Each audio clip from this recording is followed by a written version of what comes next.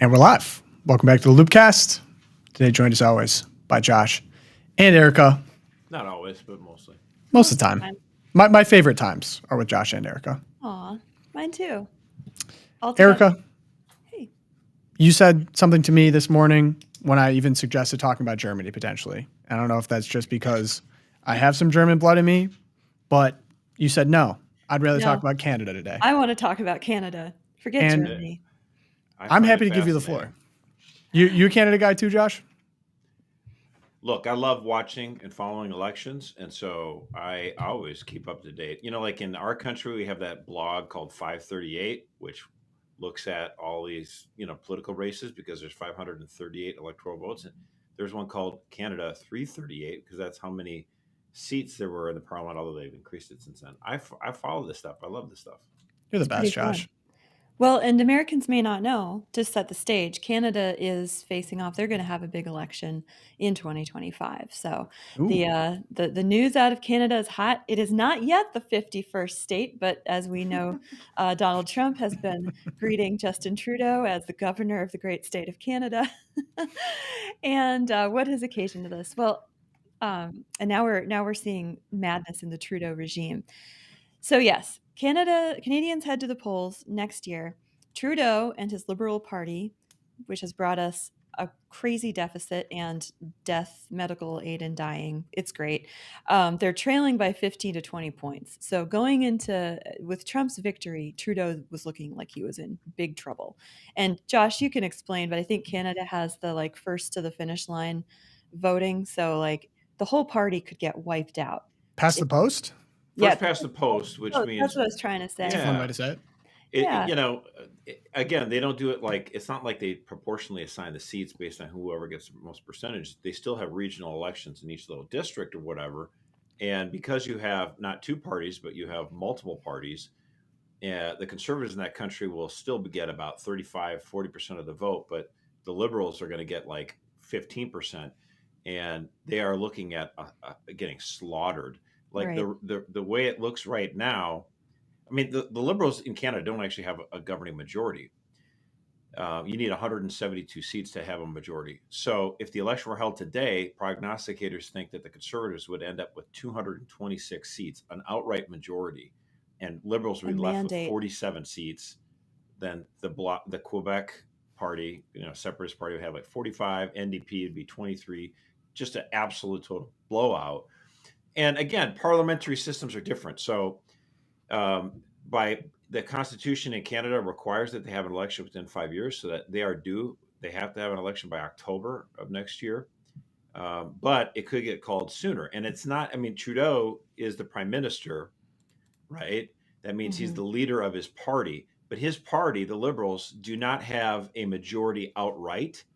They're a coalition government with the NDP.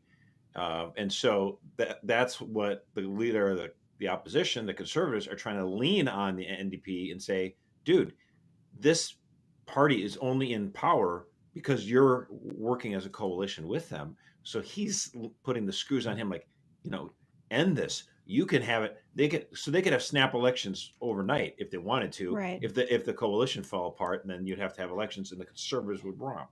Yeah. So basically, it was a chastened and perhaps nervous Justin Trudeau who brought himself down to Mar-a-Lago last week. Kiss the ring. With Donald Trump to kiss the ring of the once and future president, Donald J. Trump. And during this visit, Trump starts floating some trade war stuff. This is 25% tariffs on Canadian goods, threatening if you don't fix your border problem and close the Canadian-U.S. border to the drug lords, to the human trafficking, we're going to slap some heavy tariffs on you. And this apparently threw the Liberal Party into a tizzy. And on Monday, just after we were live, the finance minister, Chrystia Freeland, resigned. She's basically the deputy prime minister. So this was a huge blow up in Trudeau's Big party. post. Like BFFs too. Yeah, they were sort of, do any of them really have friendship? Not sure. Resigns from Trudeau's cabinet. She did not go to Mar-a-Lago the week previous. Her spot was taken by Dominic LeBlanc, perhaps, Canada's public safety minister. And he will probably replace her now. Now, here's the kick. She resigned the day before she was set to present the Canadian finance report to Parliament. So she Yes. decides, I'm not going to present this, and I'm not going to deal with the trade war thing. So Jeez. then the job, no, this Well, gets no, better. it's not even the trade war thing. Okay, It's that the budget deficit was recordly high, and Justin by Trudeau 50%. wanted her to jump on the sword and take all the blame for it. And she's like, the hell I will. No, I quit. She quits. You can't fire Kinda me. smart. I quit. But it gets better. So she resigns, and the job goes to another minister who also immediately resigns. Yep. No one wants this. Yeah, right. No one wants to do this. So no one was left to That's tell awesome. Parliament that we have a $60 billion deficit this year when we promised we would cap it at $40 billion. Right. It gets even better. Just this morning, the news dropped that Trudeau came out and said, guess what, Mr. Trump? I am committing $1 billion, which I don't have because we're in a deficit. $61 billion $61 billion deficit to border security. So it looks like Trudeau is maybe going to start playing ball a little bit. Lots of drama. And Trump, of course, at 2 a.m. this morning was on Truth Social, still saying that we're going to annex Canada as the 51st state.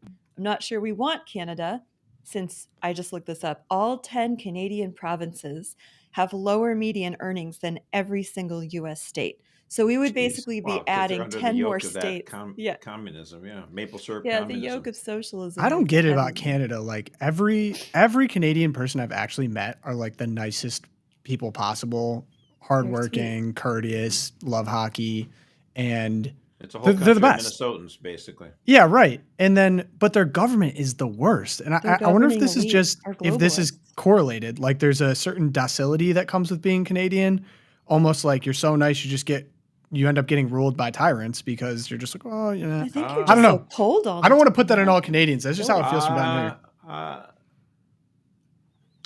It is interesting. There was a social experiment that was conducted in the 1970s. The Canadian government and the United States government both tried to impose on their people the metric system.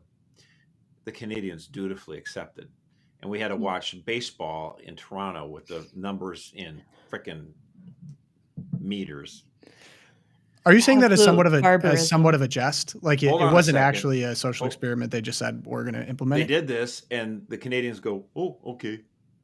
And Americans are like, yeah, you can go suck an egg. And they would put up speed limit signs in the United States in the 70s in kilometers or whatever.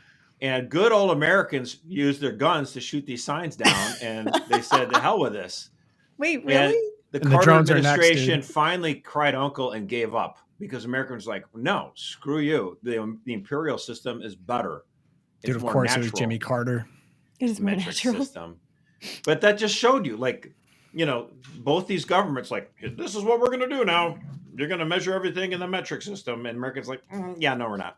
The Canadians are like, okay. I love America so much. But one point I'd like to make on this, just a general observation from a American, former Michigander, lived right on the border. It is so refreshing, and we're going to talk a little bit more about Biden today. It kind of feels like, why did we not have Canada impose safety along their own border sooner? That all it took was someone who actually can negotiate at a basic level to be like, your elections are coming up. You clearly are very unpopular. This is the perfect time for me to actually get concessions that benefit my country, America, Donald Trump, and seemingly successfully getting what he wants from a neighboring country that benefits greatly from its trade relationship with us. Done the same thing to Mexico. We'll see with what success, but it feels like that should be what a leader of a country should be doing, negotiating on behalf of its people. And maybe it's just because it hasn't happened the last 4 years. This feels like kind of a crazy novel event. But this just seems like baseline negotiating to me. And I hope Canada does. It's funny, you listen to Pierre Poilievre talk. Mm-hmm. He speaks like Trump. Not exactly like Trump, but a Trump-esque. Somebody in the chat asked us to replay the video of him biting on the apple and giving that the apple video, which was good. That was a great moment. Share a link of that. But the real video that came out just the last few days was on a more serious note Yeah. And it's 11 minutes where this is one system. I love the United States of America. I love our system of government, but I do prefer actually how they actually have substantive speeches inside their legislative body. Congress is like these 1-minute speeches and they don't do anything. And then you have They're the snuff senators speeches, that right? drone on for hours to an empty hall. But this is awesome. So the leader of the opposition gives his talk, and there's everyone behind him. Rah, rah, rah. True story. In high school, everyone's like, in my journalism class is like, what would be the perfect job for Josh Mercer? What would be the perfect job for you when you grow up? To be a member of the English Parliament. And I'm like, you would have loved it. Josh, you have a great accent. And in fact, my ancestor was a member of the English Parliament. So what can I say? Is that actually true? That is actually true. He served in Fun the fact. 1600s. In fact, the Guy Fawkes who tried to blow up the English Parliament? Yeah. My ancestor was a member of Parliament that day. Oh my gosh. Zero surprise. Thank God they didn't do it. We wouldn't be here today. Oh my gosh. That's Zero funny. surprise. But I'm going to play a portion of this because it is a little bit long. Masterful speech. He could be the next Prime Minister of Canada. Very much sounds like it. Here we go. He said, I have 3 jobs and I can't make it. We're renting. We have no hope. We've given up on ever owning a home. We're renting. We can barely make it. And he said to me, I feel ashamed when I talk to my kids because they ask me why I'm never around and why we can never have a house. And I feel like a failure. But he didn't fail. He has been failed. That's right. He has been robbed of the promise of Canada. It was a very simple promise. That if you worked hard, you got a good life. Now, it wasn't fancy or extravagant, but you got a house with a yard where you could have kids playing safely. And you could have a nice dog that you could afford to feed along with the kids. And your kids could play safely in the streets. That was the promise. Now, politicians break promises all the time. But you know what was bad about this promise? This promise didn't belong to this Prime Minister. It wasn't his promise to break. It belonged to all of us.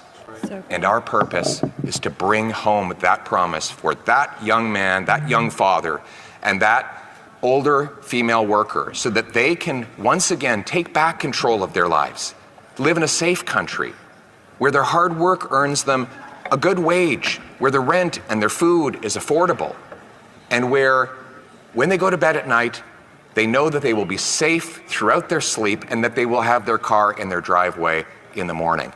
A country where people are proud again to fly the flag, where they know the government is a servant and not a master, where they understand that every day the Commons, this place, works for the common people, not for the ego of one man desperate to cling on to his job. We must remember that we are servants in this place. We have a job to do on behalf of the people who sent us here. Our personal dramas are not important. The dramas that should seize all of our concern and imagination are the daily dramas of the working women and men that build this country. We are in it for them. We're going to give them back control of their lives in the freest country on earth, Canada. Let's bring it home. That was amazing. And I'd stop short of freest country on earth, but I mean, it's like, well, I don't have a problem with saying that. It seems like every coworker I have here at Catholic Vote has the best mom mug, and I'm like, excuse me, that belongs to someone I know. But so everyone wants to say they're the best country. That's fine. But that was 11 minutes of just great oratory and speech making and bringing it home. And he's like, and just that he levels with people so much. It's like, I know we all break promises, but this was a promise that was not yours to break. He's so masterful talking about that guy who's struggling. He can't even, his kids are like, I don't even know you. I never see you, Dad, because he's working like a dog, so many shifts. And then before he got to that, he talked about the single woman who was a waitress in her 50s. And she worked 3 jobs, and then she gave up one of her jobs and cut everything, all the fat, no thrills in her, like literally to the bone, so that she wouldn't have to work like a dog all the time. And she quit that 3rd job, and then she comes out the next morning, and where's her car? Someone stole it. And she wasn't able to get hardly anything for the car from the insurance company. And so she had to go right back to work for that third job. Like, to me, this was masterful that he could just, I mean, it was real. And it's nice to see it. To me, again, it's just amazing that we've seen such a turnabout in the last 20 years, because now we have the conservative parties that are starting to understand the goal in life here is not to just cut taxes or cut regulations for its own sake. We need a government that is of the people, for the people, and by the people. And we're not getting it now in Canada, and we weren't getting it in the United States, and it's time to bring it back. Yeah, and wouldn't it be great to have, Pierre and Donald Trump in office at the same time together and actually working together and getting that vision? Someone in the chat said he sounds more like Vance in a way than Trump. And I think, True. yeah, I agree. but True. that was a good point. True. Point well taken. But speaking Well, of part of masks, that is because, honestly, Donald Trump, it is extremely hard to try to imitate his style. it's impossible. He's been Don't try, anyone. He's Don't been try. interacting with the tabloid media in New York for 50 years. That's a great point. So he's got a lot of muscle memory. He knows what gets headlines. He knows how to do the bob and weave and, bait reporters and that kind of stuff. He's in his own category. Forget it. Speaking of in their own category, I'm talking Charity Mobile, guys. If you'd like to take advantage of the pro-life phone company, you can switch to Charity Mobile. 5% of your monthly plan goes to a pro-life, pro-family charity of your choice. No extra cost to you. As you know, holiday season's around. You think about charitable giving. The easiest possible way to do this is to just switch over to the pro-life phone company, Charity Mobile. Makes it simple. New customers can get a free phone, free activation, free standard shipping, and a free travel charging kit. Just use the promo code LOOPcast. You can visit CharityMobile.com for all the details. Same nationwide coverage, same everything. Update lines. It's great. It's time to switch, guys. Appreciate sponsoring the episode. Thank you to Charity Mobile. Again, use code LOOPcast and head over there, check them out. We appreciate it. But moving on now, and before we move on, I would like to, and first off, warm welcome to everyone in the chat. Sorry, I did not mean to be rude. Welcome to everyone joining us here live. We do this Monday, Wednesday, Friday, 11 a.m. Eastern time. My question of the day for the chat: what is your favorite contribution that Canada has brought you personally? If I see Justin Bieber in this chat, it's over. I'm ending the episode. Comedians, honestly. I mean, you got people like Dan Aykroyd. Canadians are really Is good. it Norm? They're Was very it Norm funny. Canadian? I think so. Mike Myers. The reason why we have so many good comics about that him. are from Canada is because they can't escape the United States, our economy, our culture, but it's not theirs. So they have that familiarity, but yet distance. So they actually make some of the best comics, honestly. Yeah, Norm Macdonald was one of a kind, of course. I almost feel Was bad he if he's okay? not I don't Canadian. know. We might need a quick check on Norm Macdonald's Canadian heritage. He is Canadian. Wow, look at that. And I There just you watched go. this Good movie called Klaus. I don't know if you guys have seen it. It's a Netflix movie. I thought it was really well done. It's animated. It won some awards back in 2019. So it's pre-COVID, so it was actually good. And there was a character in there. I was like, that sounds just like Norm Macdonald. But I'm like, but Norm Macdonald tragically passed away. I was like, there's no way. And I was like, oh, it's 2019. It actually was Norm Macdonald. And it brought back a lot of good memories of him roasting OJ on SNL. So Norm the GOAT. He's actually, I think he was he was Christian for sure. He might have been Catholic. Absolutely. But he had Christian sensibilities, no doubt. There was the time where he was on one of those shows. I mean, I forget what it was, like where they get up and they do an act or something like that. And some guy totally ripped on Christianity, and the audience is like, ha ha ha. And Norm's like, I don't think that's funny. You're attacking a religion for cheap Good tricks. for him. And everyone thought he was joking at first, and then they realized he wasn't. It was like, wow, Oops. okay. He's like, yeah, All right. he's Norm Macdonald. I love him. I love that the contribution from Canada that's dominating the chat so far is the band Rush. We have the sickest live audience of all time. You guys are Fire awesome. me up. You guys are awesome. The drummer from Yeah. Rush. Okay, on to the next topic today. So we have RFK Jr. kind of getting grilled on the Hill. Yeah. So for those unaware, we have some confirmations, somewhat contentious confirmations coming up. And the process is you basically go around door to door to all these senators. And funny enough, I think Fetterman was ruffling feathers for actually meeting with these people. And of course, again, we don't want to fall for the trick because he is dangerous, because he's like, I actually feel like it's my duty as a senator to meet with all the people, being very magnanimous. Again, greatest factory reset maybe of all time. with Fetterman. But RFK Jr. has been going around, and I think from a Catholic perspective, at least the vibe that I get is many people are excited about the Maha possibilities. There's a lot of people that feel like we have not had transparency between what goes into our bodies from big corporations, and the regulatory agencies have been a little bit, not a little bit, a lot of it incestuous between those agencies and the companies. And so it excites people about that, but they're a little bit nervous about his pro-life sensibilities. And so we had some really important meetings with very outspoken pro-life senators. Ones that come to mind would be Josh Hawley and then James Lankford. And it seems to me that they were pretty satisfied with a lot of the things that he had to say. I think particularly on the late-term abortion stance. But do you have any updates on how RFK performed on these meetings? Yeah, I mean, he met with, as you met, and they also met with Tuberville out of Alabama, and also both the pro-life senators from Oklahoma. And Josh Hawley took to X and shared with people the conversations, because we've had these same conversations. Catholic Vote has had these same conversations. With the Trump team, we want to talk to them about all the different things. Here's our priorities for each of these things. But of course, Bobby Kennedy saying these things to the senators is more important, because the senators are ultimately the ones who are responsible. They're the ones who have to vote to confirm or not to confirm. And it's public now too, right? It's right, exactly. It's not just forward-facing conversations. It's like, okay, and Hawley took to X and said that Kennedy committed to him to reinstate President Trump's pro-life policies at HHS, including reinstating Mexico City policy, ending taxpayer funding of abortions domestically. He supported in reinstating the bar on Title X funds going to organizations that promote abortion, pledged to reverse the Biden administration's Section 1557 rule, and also said that all of his deputies at HHS would be pro-life.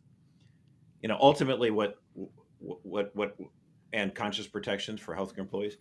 What Hawley was saying that Kennedy assured him is that Trump is pro-life, and I'm going to implement the policies of the Trump administration. So it's not like he's going to go rogue on any of this kind of stuff. So, again, this just was great to hear.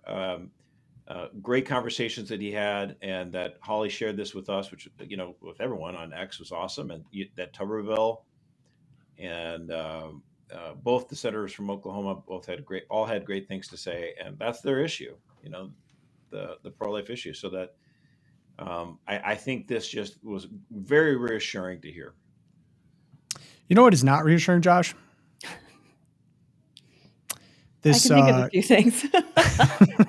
This continuing resolution that fans of the show may know, Tinfoil Tom McCluskey, our favorite lobbyist here at the LOOPcast, has been on the Hill. Let's just say Tom McCluskey not thrilled with what we're hearing about the continuing resolution. And this is where I say in the title, I say this is time to let Josh cook. Okay. Josh, let's just say from an, outsider perspective, I'm seeing this, Donald Trump got elected with a mandate, and it's confusing to me why we're even talking about not just like keeping a stopgap to keep the government funded so it doesn't shut down for a brief period of time until Donald Trump's in, but actually adding a lot of seemingly very radical things back into the budget when it seems like Democrats should not have any power right now because they screwed up the country for 4 years. So why is this even on the table? Why is it even on the table that we might be getting more spending even though Donald Trump's about to get in? Can you just explain this on a very basic level? Yeah, I mean, again, some of this stuff gets kind of complicated, but they passed a spending bill I think it was in September to fuel the government until December 20th. And I remember exactly when that happened. I thought, great, Christmas all over again, because you set up this scenario where, we always think of these politicians as, they're in the swamp, they do whatever the lobbyists say or whatever. They are, in fact, human beings ultimately. And the fact of the matter is, when December 20 rolls around, and here we are, the government's going to be shut down in 2 days. We don't fund the stuff. They do this kind of game where the leadership of both parties say, you vote for this, or we're going to stay all through Christmas. Right. And honestly, people, have you ever thought about running for office? Running for Congress? I don't know if I'd want to run for Congress, because, you have to go to every town fair, every parade and everything. Like, this idea that you live a life of luxury isn't necessarily true. there's 435 of these critters. I'm not trying to defend them, but like when you get to the point where it's like, it's December 20th and this is your chance to take a break and be with your family, and you're going to be stuck in DC when you want to be at home watching your grandkids open presents and stuff like that. Like, it's miserable. So it's sort of like, gun to your head, and they force these guys to vote for something that's crappy. And so House Speaker Johnson, who I normally like, but he's just like every other speaker when it comes to this kind of stuff, where it's like, take the ball, or you're going to stay here, swallow this, or we're going to be voting on these things for the next few days. The idea behind a CR is it's a continuing resolution. It's supposed to be like pretty, quote, clean. Like, the idea behind a continuing resolution is, well, let's just fund the government like it's been for like another 2 months until we get back, go home and then come back, and then we can figure out what to do. I would love that. I would love a clean CR. It would just fund it for like 2 months, get us to like February or whatever. Right. That's not what this is. So, but Speaker Johnson kept saying, well, we're not going to do this ugly omnibus bill, which omnibus, everything, right? You just throw everything in it. And so he's like, we're not going to do that. We're going to do more of a CR kind of stuff. Well, okay. But basically what he's done is, like, you take a CR and an omnibus and you make this ugly baby. So it's not a clean CR. It's basically an omni CR. And they're adding a whole bunch of stuff, including funding year round, a full year of funding for some of these agencies that are our own government is used to censor our speech. Yeah, I have some examples. It would Global Engagement Center. Yeah, that's the kind of stuff that was targeting a lot of using censorship tools to try to stop conservatives and from free speech. So that's the point. Like, this so-called CR, which is just to fund the government till March, right? Why is it giving a full year of appropriations to this organization? It's a joke. So, I mean, I looked into this a little bit too, and just on principle, it's ridiculous. So I talked to Tom, and basically one of the things that Mike Johnson, again, nice guy, whatever, he made assurances to Republicans, hey, I'm not going to drop. So, for example, this is a 1,500-page stopgap CR. I'm not going to drop it. You'll have it for more than 72 hours, right? So, like, what usually happens is they drop this right before Christmas, and you get like 24 hours, 48 hours to read through 1,500 pages. And people wonder, how do the Jaguars on treadmills get funded? And because of this, right? The omnibus bill, humongous, all these pages, all these details get dropped right before. However, I want the idea in a second, but I talked to Tom. He's like, Mike Johnson said, hey, there's a 72-hour agreement in the House that no bill gets a vote until it's been out for 72 hours for people to actually read it. So the bill was released last night, and the vote is today at 4. So you do the math on that. That is not 72 hours. I wish I had 72 hours in a day, but I don't. That's 20 Seriously. I would love, we could actually, I mean, again, everything, we need some congressman on the Hill to put basically legislation and have people vote on it, a law. That would be like a 72-hour thing that would, any appropriations bill to be passed with a majority vote would need 72 hours of, of time before it would, right, before you could do a final vote on it. Minimum. Oh, minimum. Like, this is just so obviously wrong. Like, it's just in public wrong. Like, no one, imagine this happening on a business level. Like, that would, like, an attorney was like, hey, you have 24 hours to read this entire contract. If you don't sign it, then you don't get any money, and you're going to, what are you talking about? This never happens in the private sector. Did you see today too, the 1,500-page stopgap measure? It also includes a raise for lawmakers. Oh, nice. Because they've Christmas been doing bonus. their job so well. Yeah, Christmas and they're going to bonus. get a raise, and they get an option. They get to opt out of Obamacare. I didn't know they had to be What? on Obamacare, but they get to opt out. I want to opt out. Their staff. Specialized medicine. Their staff, the staff can opt out. It's just crazy. Wait, but I'm sorry. Wait. Stop on that point. I thought Obamacare lowered the cost of insurance and was so great. Therefore, everyone should be on it, including the people that voted and put it into law, right? Government employees? You're so rules for me, not for thee. Wait, rules Interesting. for thee, not for me. That's what That I was meant one of the to things say. that Republicans had pushed in the bill when Obamacare was coming down. It's like, basically make the staff of all these congressmen have to be on the exchange. And they're like, sure. I don't And wanna then be years on later, that like, we crappy hate this. We insurance. want to get out. So stupid. Just That's openly good for stupid the and wrong. plebeians in Kentucky, but not for me. All right, Josh, sorry. Is your idea the law? Oh, we have an Did you get idea. that Yeah, out? you pass a law that basically says that any appropriations bill introduced into the House, they have to be introduced into the House first. Can't go through the Senate.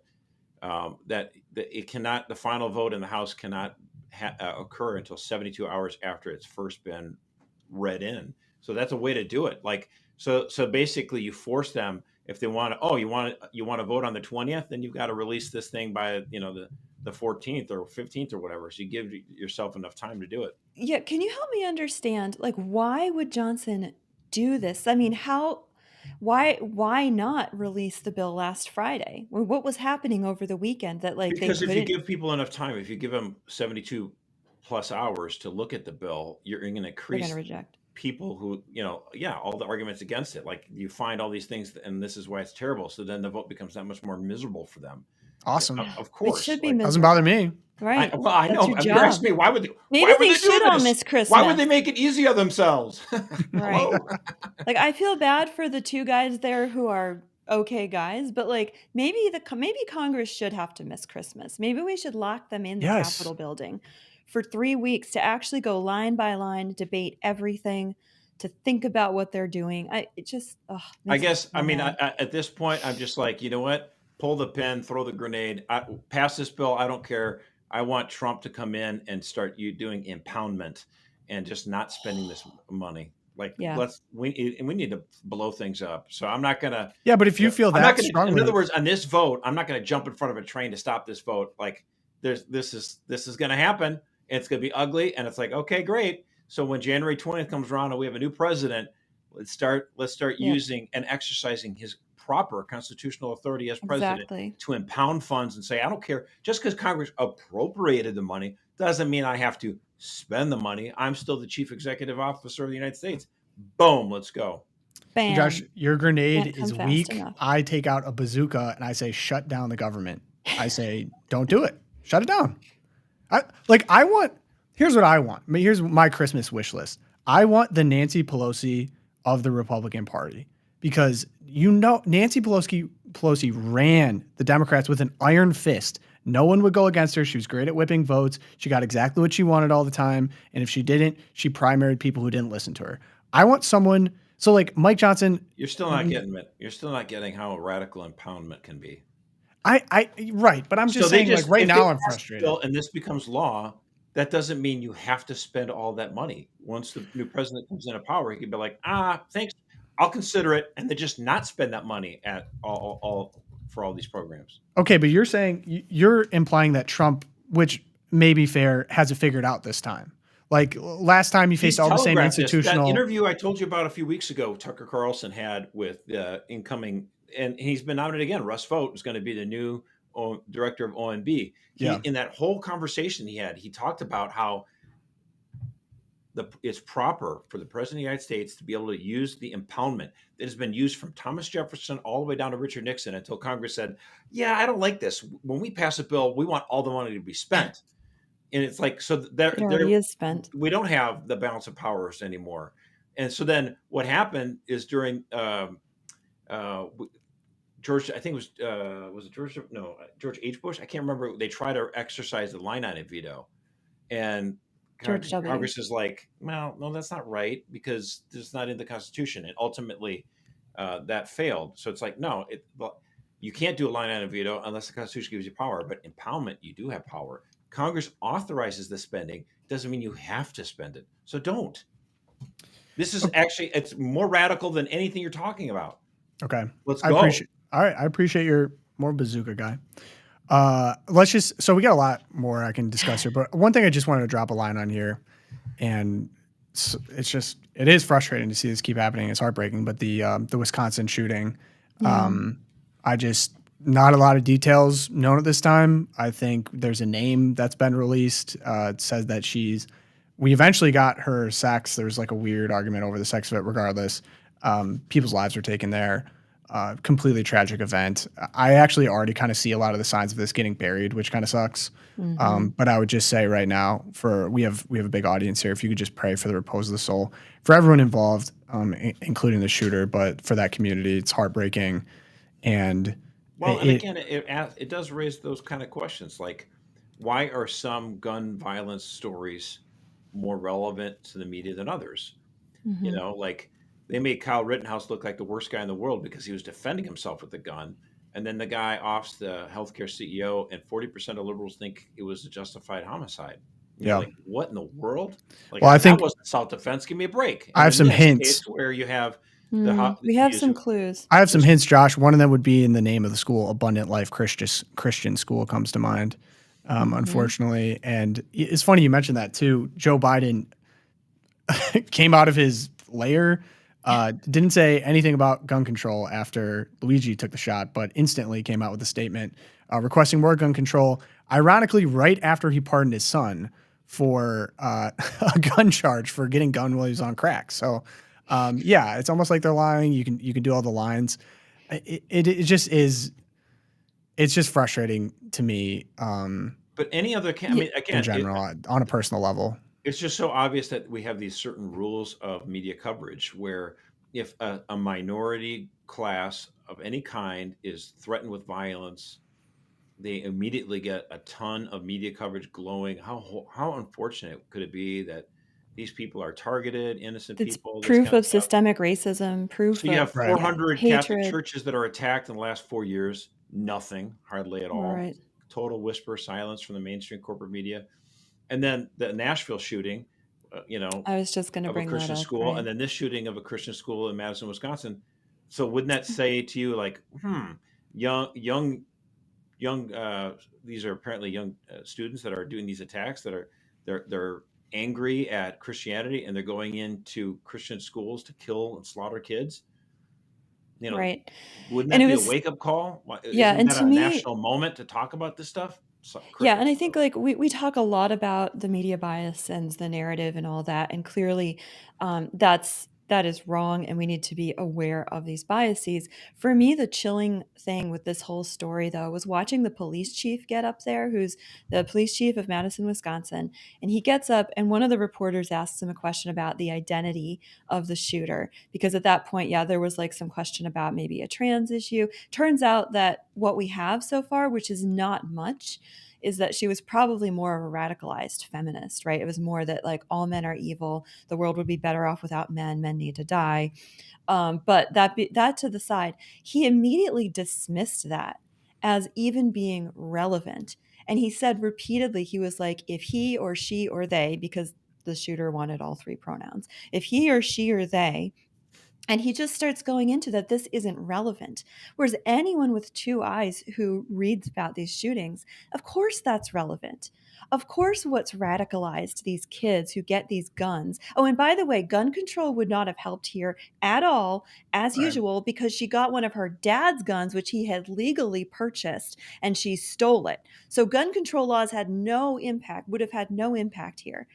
But to say that what drives someone to do that has nothing to do with what they're struggling with in their identity or the voices that they're hearing on social media is so dangerous for a man, the police chief, who is charged with preventing these kinds of crimes. What he's basically saying is people are going to get a free pass. We are not going to vet for this. We're not going to screen for this when we're assessing threats to our community because it's a non-question for us. And that is absolutely a question of public safety and lives on the line. And just, he is so radicalized, and he should not be in charge of any amount of public safety. He's going to say things like that.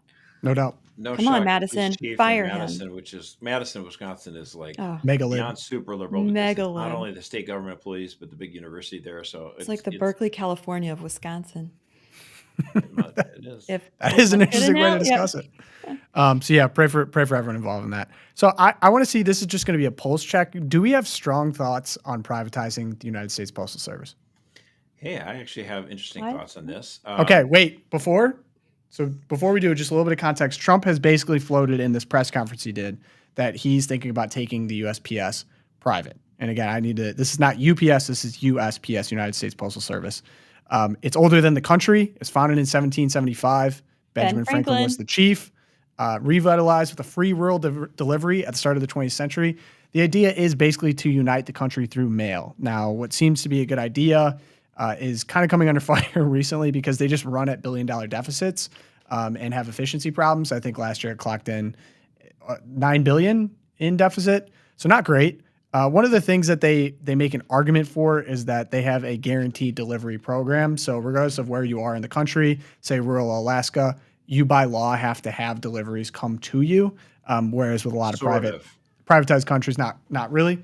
I just want to set it up this way. Sort of. I'm thinking about this, and I feel like it's similar, and I'm open to arguments against. This feels similar to kind of the argument to privatize roads. So with the advent of toll roads, it's kind of like, well, roads kind of famously not very profitable for the government to have, but it's a public service.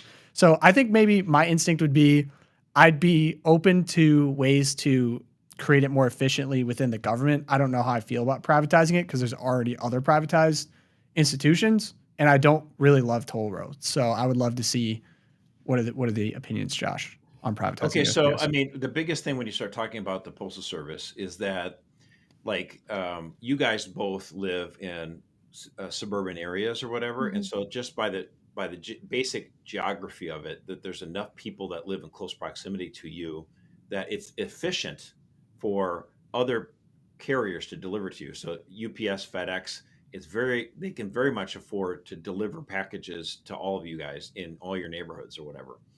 I happen to live in a very rural area, okay? So there's only like 9,000 people in my county, and like, there's not that many people within earshot of me. And so when you talk about the postal service, it's that last mile, they call it. So getting stuff to me, it's much more expensive to deliver to me because you're driving drop by off someone to me, and then you have to go another mile to get another person. And so that's very expensive. What Trump has railed about is that the other businesses like Amazon have realized this. It's super expensive to deliver to the last mile. So what they do is they lean on the Postal Service. The Postal Service is so desperate to get more money. They're like, sweet, but it's like, it's not really helpful. Amazon's basically being subsidized by this. Now, when you talk about the delivery thing, I just want to clarify it. We have it in the law so that I get the mail every day at my mailbox here, okay? So once the Postal Service initiates that, where it delivers the mail, it has to continue to do that. It can't stop. Now, my grandmother was a postmaster in Greenwald, Minnesota. They actually did not do deliveries. To get the mail, you'd have to go into town, and everyone had a PO box, and you get the mail that way. Once you if they started to deliver, let's say, to all the houses in that town, they would not be able to stop. That's what it means by that promise. And so Trump is like, maybe we should reconsider that promise, because maybe what you need to do is in towns like I have, it might be more economical to say, okay, we're not going to do delivery anymore. You have to go to the PO box to get your mail, every day or whatever. Right. Now, one of the guys I follow and connect with on Twitter, his name is Fred. Well, he's got a Polish name, so I'm not going to try to pronounce it, but he actually had a pretty creative idea. I think it's very good, because you got to do something to try to reduce the costs, because it's just not sustainable. First of all, what's going on right now is there's just a lot less business mail that's being spent. Business mail was definitely subsidizing everything. And people, all that junk mail you kind of complain about and you throw into the trash. That's the only reason it's been affordable to deliver, to maintain the Postal Service for the last 30, 40 years. To be able to get, that little greeting Christmas card you get from mom and dad or whatever. Well, business mail has been going down, down, and down, and down, because businesses can just advertise through the internet. It's much more efficient. So, the amount of business mail, it's been reduced. It's nothing like it was 20 years ago. Yeah. So this guy, Fred Walziak, whatever, his idea was to say, well, maybe we privatize it, maybe we don't, but we should at least consider delivering residential mail every other day. So what you do is you basically look at all the routes the Postal Service has, and you say, okay, these routes are going to be Monday, Wednesday, Friday, and these ones are going to be Tuesday, Thursday, Saturday. Right. So you basically reduce the delivery force by half. And if you really want mail every day, get a PO box. So I thought that was actually a pretty sensible way of trying to reduce the, like, you got to find a way to cut costs. And I frankly, if you ask me, would I like the cost of a stamp to double to like $2 or something like that? Or would I rather have just mail come 3 times a week? I'll take 3 times a week. 100%. Yeah, I think that from my point of view, privatizing, I like privatizing a lot of different sectors of life. But to me, this makes sense as something the federal government should do, because it has to do with interstate commerce. It has to do with people who can't afford the sort of forgotten America being able to participate in the circulation of mail-in packages. And so I think that it's more, privatization would make it more efficient, just because then you want to make a profit.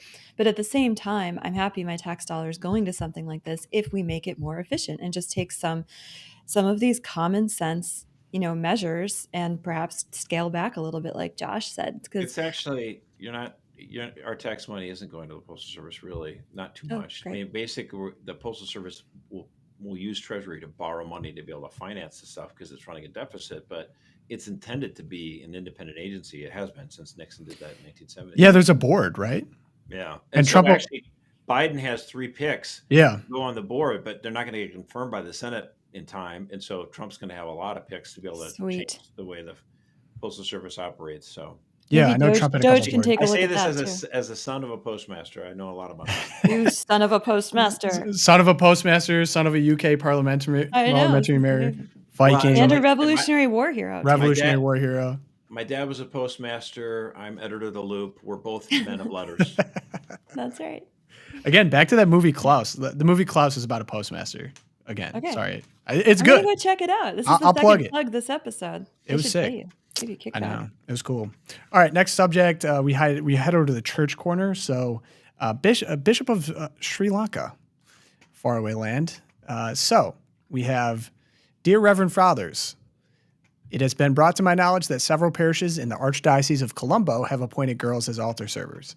In this context, I wish to reiterate, and I stated at the Presbyterial meeting held on 21st October 2024, that no girls should be invited to serve at the altar as altar servers in the Archdiocese. It should always be young boys, because this is one of the main sources of vocations to the priesthood in Sri Lanka, and it will affect the number of candidates entering the seminaries, which risk we cannot take. Since females are not allowed to be ordained priests, we have to make that decision. This cannot be changed at your discretion. Please carry this out as faithfully as possible, and do not think that it is your faculty to grant that. I thank you in anticipation for your usual cooperation and wish you God's blessings. This came from Malcolm Cardinal Ranjit. Sorry, the stamp is cutting it off. Hey, the is he Archbishop up for of Colombo. Pope? Can we get him on the papabile list there? So this generated some controversy, and put it to mildly. me, it does seem a little bit like synodality, synoodling in action. But some didn't view it that way. What do we think on this one, guys? Hey, I'm a fan of having male spaces. I think it's great. I mean, here in the United States, we look at our vocations crisis, but if you drill down and you talk to young vocations, 72% of priests point to altar serving as one of the first times they thought about. 72%. That's an enormous gimme here, guys. And I know there's the whole argument about, well, altar serving isn't the same as being a priest. It's not, It's a dumb community. Yeah, but to me, there's so few spaces in our culture for young men alone to be men, to be with other men. It does not make sense to me why we need to blow all those up as a church when our culture has blown them all up to great detriment to young men. It's like we don't have to guess about what happens when you blow up boys' spaces. We can look at what's happened the last 40 years since we got rid of XYZ. I won't go into Boy Scouts. That set off a firebomb last time. I think that's a completely appropriate comparison. I mean, that was, all these liberal bishops in the United States kept pushing Pope John Paul II to allow for pigtails on the altar, and he finally buckled. In Minneapolis, where I grew up, we had it before it was even officially allowed. And I remember growing up in the 80s and thinking oh well, if it's nothing different, then forget it. So I never was an altar server because they allowed girls to do Right. it. I happen to be a beneficiary. Exactly. I happen to be a beneficiary of this approach, which, having experienced it myself, thinking about it logically, it's just such an obvious. What he said, the fact that that's even remotely controversial is hilarious, because it's a very obvious observation. Clearly, only men can become priests. Serving on the altar is preparation for that path. At least an opportunity to discern that. And so I was in one of those rare parishes where it was male only at the discretion of our priest. And To your point of there being a lack of male spaces, 100%, but I'm just trying to think about all the masculine formation that I received we would have 40 altar servers in mass. And so we had the altar server room where we kept all of our vestments. We got to hang out before mass. It was pretty awesome. We interacted in the mass in a completely different way than if we were in the pews. And a lot of us actually took great pride of the jobs that we got to partake in, some of them being more challenging that were given to the older ones, the more senior ones, but even something as low as carrying a candle through the altar and mass was really awesome. And I think a point of pride for a lot of young men. And then we were obviously able to mentor a lot of the younger ones. I think at our church, our rule was as long as you're out of diapers, you can be an altar server. And then it went up to about, I think there was some in college, but most of the time, senior in high school, you kind of pass the torch. But I think the only argument I'm really sympathetic to is, okay, we have this great opportunity for young men to grow in masculine virtue, to potentially discern the priesthood and to be amongst other boys growing to become men, which I think is great. But then it feels like there might be a lack of that space for women, for females. And for young women. And so I'm sympathetic to potentially creating something that would actually help women to grow in feminine virtue in the church. I don't know exactly what that is. I've heard suggestions for to become sacristans. Yeah. I think I was talking specifically with our producer on this, which I think is a great idea to help beautify the church in that way. But yeah, this is just a no-brainer. I cannot believe anyone would even be against this.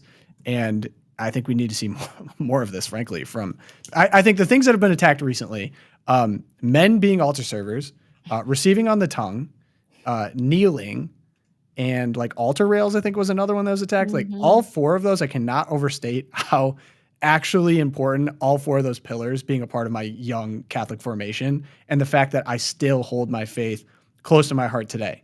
It is actually a direct result of those four things. And so, again, if we really have a synodal church and you really wanted to hear from people about what was going on, I would bring up all four of those things as we need to institute this in every church everywhere. That was what I would want. If you want to hear about my experience, my lived experience, doesn't seem to be received very well, but that'd be what I'd say. Yeah, absolutely. And I think that parishes that are healthy and thriving do create spaces for girls and young women to be contributing to parish life. And that's really, so our parish, for example, our music director has an all-girls choir, and the voices are beautiful. You feel like you're at mass at like some monastery in the Middle Ages. And so the girls really do own that. And it's a girls choir. So that's one way. I think the sacristan idea is amazing and phenomenal. And then also just the moms group that we have at our parish, the young girls sort of shadow the moms, and they can help out there and run some of the charitable efforts that they do and get some leadership training there as well. So I think when we accept that, look, there are differences between the male and the female vocation in the church, and there are different roles for men and women in the church. And as parents and lay people in the church, it's our job to support the priests in raising up children who can hear their call from God based on their sex that he gave them, right? That God created them to have. And so the whole complaint that, well, if girls can't be altar servers, what is there? It just smacks of clericalism to me, and a lack of moral imagination that, wow, there actually are things women do that men can't do, right? Well, and that's what actually our parish here in Harbor Springs, Michigan, have started to do. We have an outreach both to the young girls and the young boys at our parish. We have the Knights of the Altar, and that's where we try to get them interested in becoming servers. And then we have the Handmaids of the Altar, and they work on that exact same thing. We're like, okay, here are the different instruments. And so there's a place for both the boys and the girls to feel like they're offering, their gifts to the mass. And did you get any pushback on the name Handmaids of the Altar yet? No, we're pretty solid parish. We're pretty solid parish. Nobody reads Margaret Atwood up there. There's no Florence Pugh fans. I think so much of this just stems out of a misunderstanding of why people do what they do. It's like, because we want to create a space to cultivate masculine virtue that hopefully one day could culminate in becoming a priest and serving your community as a father. It does not mean that we somehow hate or think less of women. It just means we're trying to accomplish this goal with this program. And altar servers traditionally, I think it makes a lot of sense why, is to do that. that does not mean we think any less of the other. It reminds me, this isn't a great comparison, but I feel this very strongly about this, and I actually would love this. I think there should be all male and all female gyms. I'm getting so frustrated with like, it would be great to have a space for men to be able to exercise and then not have to like be scared you look some weird way in the mirror. And then there's a girl wearing like a string and you're just like, oh, you're going to be caught on camera, whatever. And I think in a lot of ways, women actually would be much more comfortable working out in a female environment where you wouldn't even have to worry about that. Well, they you don't have to it worry for about how you women. put together. I know. They have Actually, women's gyms, right? my wife takes advantage of that. I think it's great. But I think if you had it, I don't know.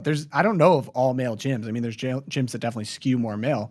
But I think it's kind of similar. It's just like the whole push. We talk about this Boy Scouts ad nauseum, basically. Well, and we had that. I love these spaces. We talk about male-only spaces and how there's not a law prohibiting it. It's just that it was culturally frowned upon to have any male-only spaces. Right. And again, part of it is like there's a pendulum aspect of all this kind of stuff, right? Because we had a lot of sacrifice and pain throughout the 30s and 40s with the Great Depression and war, and then we come back home in the 50s, and there's millions of men with PTSD, which we didn't call it then, but they were just they were hurting inside because of so many of their friends they saw die.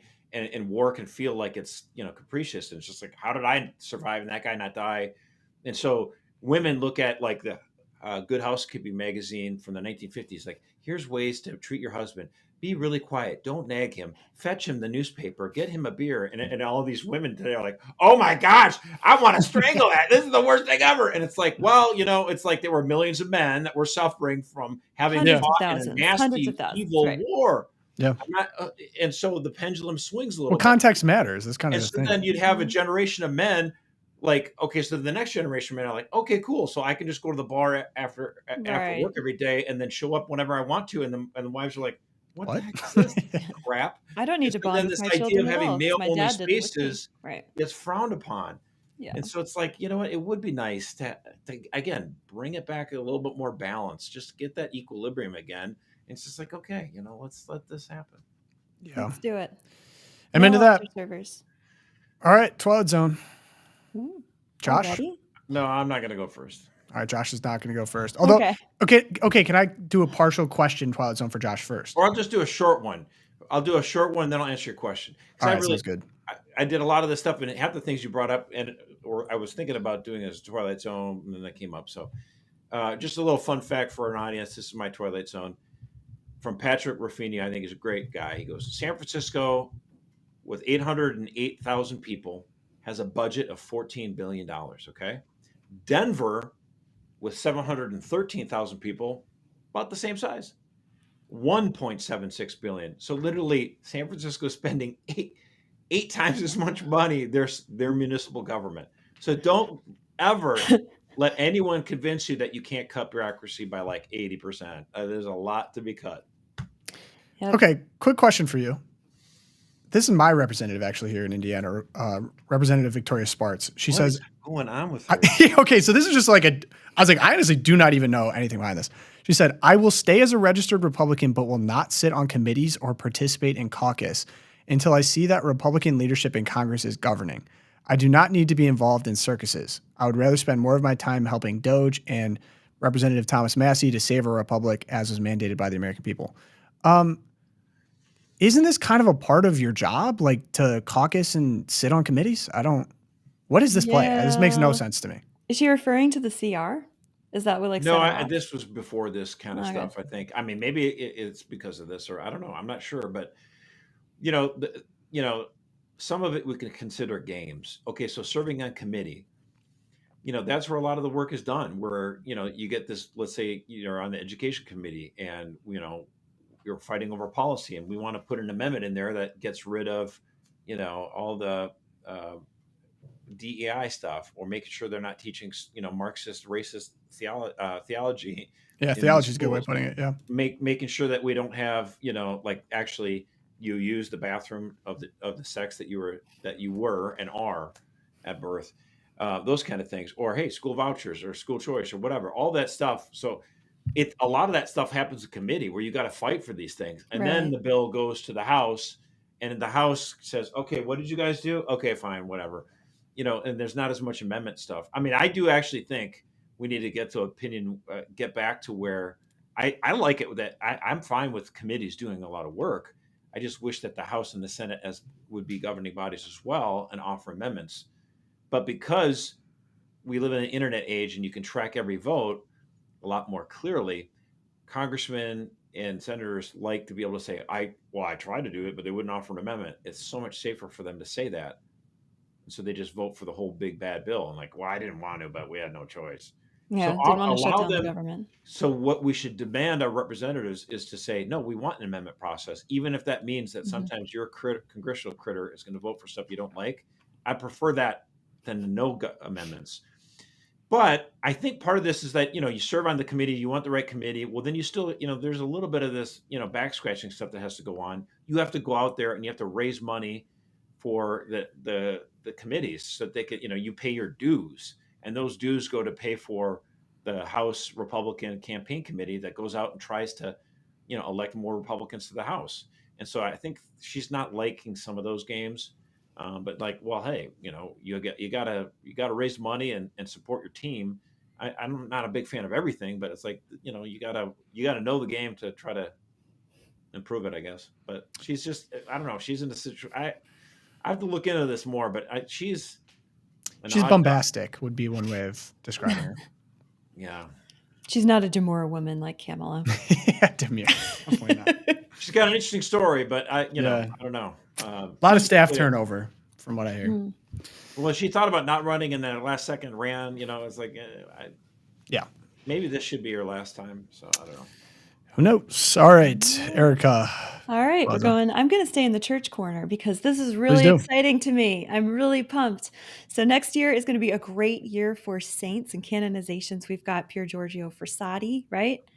We've got, what's the guy? Carlo Acutis, who my kids are calling Carlo the cutest. Isn't that adorable? I have so many girls. So Carlo the cutest saint. And now we are getting the 16 Carmelite martyrs of the French Revolution. I have been a fan of these women since I became Catholic at the age of 12. They just, oh man, this is like everything modernity needs in these women. So if you don't know their story, I would really recommend you go look it up. But it's the Martyrs of Compiègne, and they were martyred, I'm going to get the date exactly right, July 17th, 1794. Pope Francis, after investigation, has just ruled that they may be canonized. So this was at the time of the French Revolution. We think of France as the eldest daughter of the church, right? Great saints, most of whom were martyred by other French people. Joan of Arc in the case of the English, Burgundians. But the English are the worst. All the English did was just kill. They're the worst. But then you get Thomas More. So again, like everyone balances out. Yeah, but Thomas More was killed by the English. Yes. Yeah, but honestly, but he was English. Speak as an English descent. I still offer the opinion that the corruption of the best is the worst. Yes. And so you're just saying this because you had relatives in Parliament.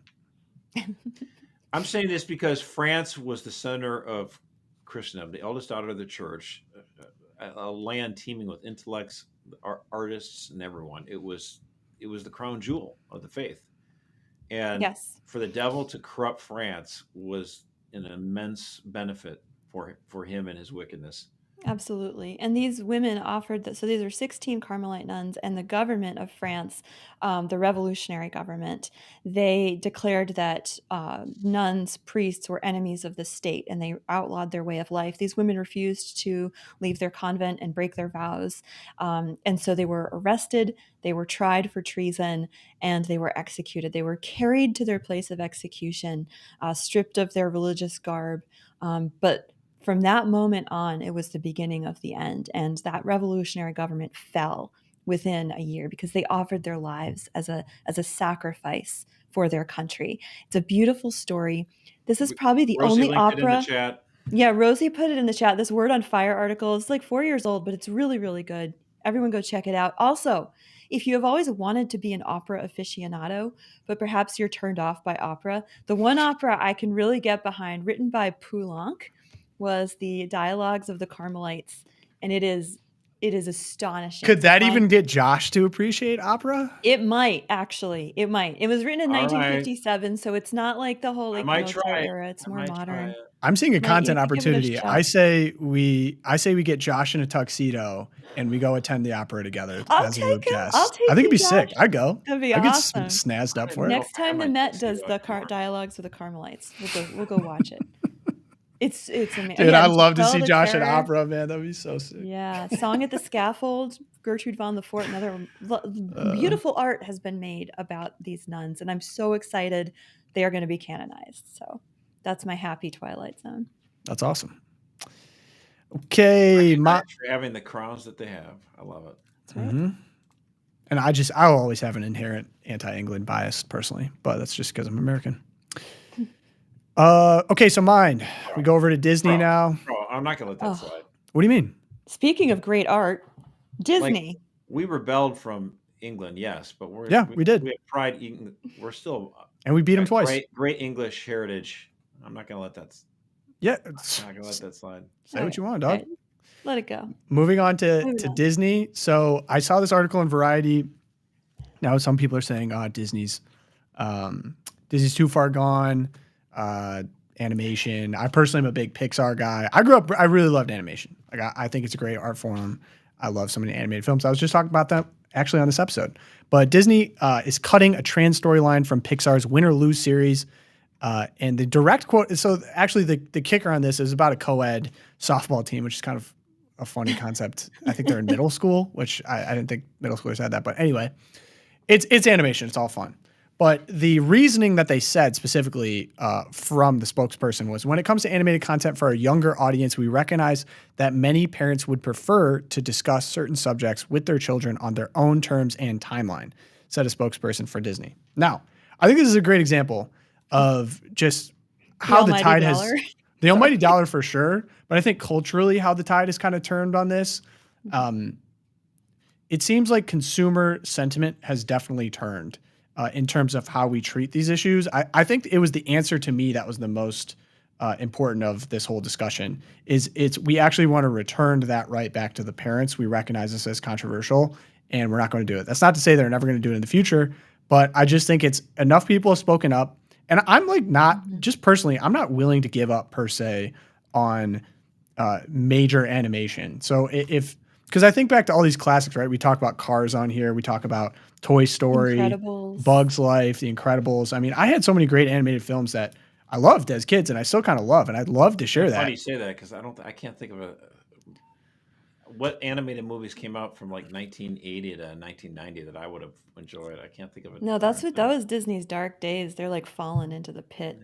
Yeah, I mean, Pocahontas. Well, specifically with Pixar, like I ended up reading a book on Pixar. It's actually pretty incredible how they started. But they're the masters of. So they pioneered new animation techniques, but what really made them amazing was the storytelling. They were known for the ability to just reach people through this medium. And it makes it extra sad because they were so good at it. They were so good at it, and it somewhat got infiltrated. They got bought out by Disney. I believe at one point they were actually bought by Steve Jobs. Like they kind of went through a bunch of different iterations. But I'm not giving up on Pixar. I love Pixar. I would love to see them succeed. I think generally this consumer sentiment we actually don't really want these controversial issues broached with children animation. It'd be great to get back something that we trust, that we can just enjoy universal storytelling. I would love to see that come from Disney. So who knows? I love this story because the line that you read could have been something that was posted by like Moms for Liberty in 2020.